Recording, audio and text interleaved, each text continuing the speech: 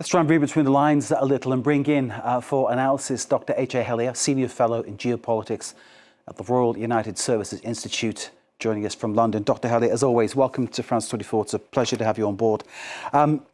You're free to be as frank as you need to be, because I know you have extremely strong feelings as well as very strong analysis of this situation. Netanyahu there with Trump, both really playing their cards close to their chest after this, talking in terms that don't really address any of the issues that we want to know about, i.e. what is going to happen to Iran, what is going to happen to the Gaza Strip. Can you try and throw some light on the situation for us? Well, thank you very much for having me. Always a pleasure to be on your show. I think that the timing of this trip is very telling. I think that Netanyahu really rushed to Washington because he's concerned by reports that Trump wants to make a deal. Other information I've received indicates that the vice president, also J.D. Vance, is also keen to make a deal. But there are obviously other types of voices within the wider MAGA universe looking to take a strike on Iran.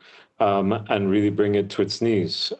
This goes against the wishes of most of the political leaderships in the region who don't harbor good feelings towards Iran. I think they're very cynical about the regime. I think they're very worried about the regime, particularly given its record in places like Syria, in Yemen, in Lebanon, in Iraq. But they're concerned about what this means for the stability of the region and also reprisal attacks by the Iranian regime if they were to be struck. I think there's also the issue of the Gaza Strip. I don't think that that's something that is very high on Netanyahu's agenda in terms of moving the process forward.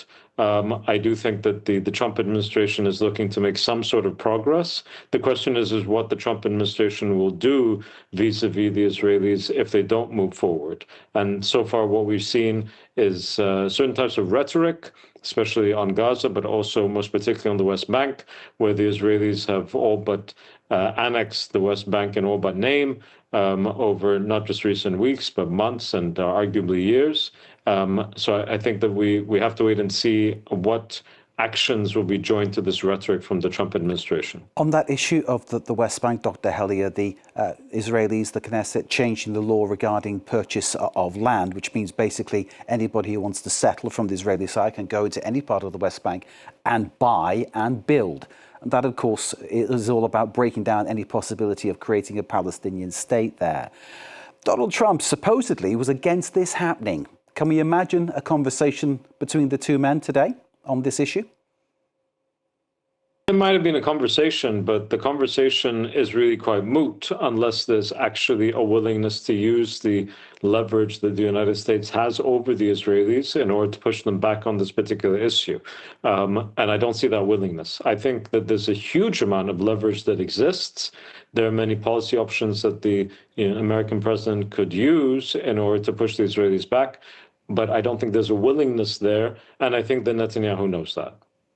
So in terms of what happens on the West Bank, it will probably continue. And of course, Palestinians will continue to be pushed off their land. In terms of the Gaza Strip, Dr. Hellyer, phase 2 is what people are talking about. Israel saying that Hamas doesn't want to disarm. There are a number of issues, of course, spinning around this one. But all the time, Palestinian civilians are being killed, some 600 since the truce was called in October. Indeed, it's an interesting ceasefire when an average of 5 to 6 Palestinians are killed every day.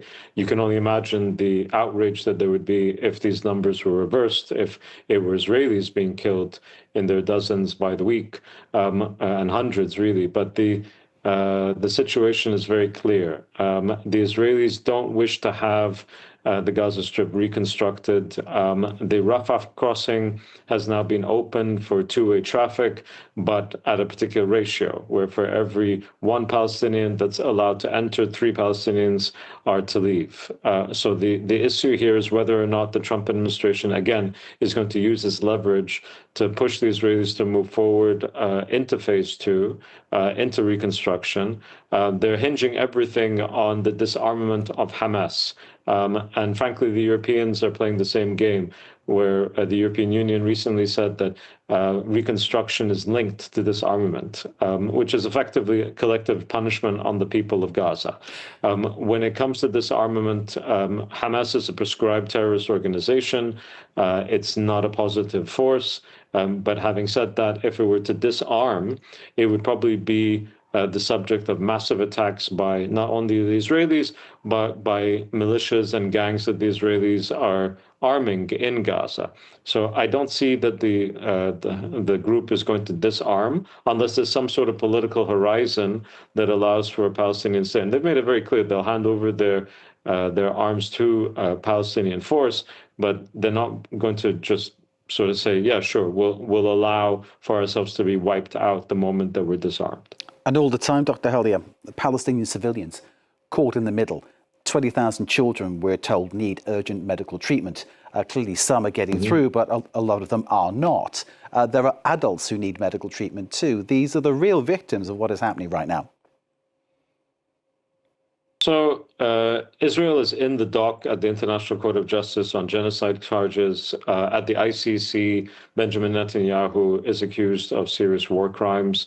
The Gaza Strip is an occupied territory in international law, and as said by the overwhelming majority of the international community. And the occupying power is the state of Israel. The occupying power is bound by international law to provide for the welfare of those that it occupies. And hitherto, the Israelis have really been falling short of all of their duties in that regard.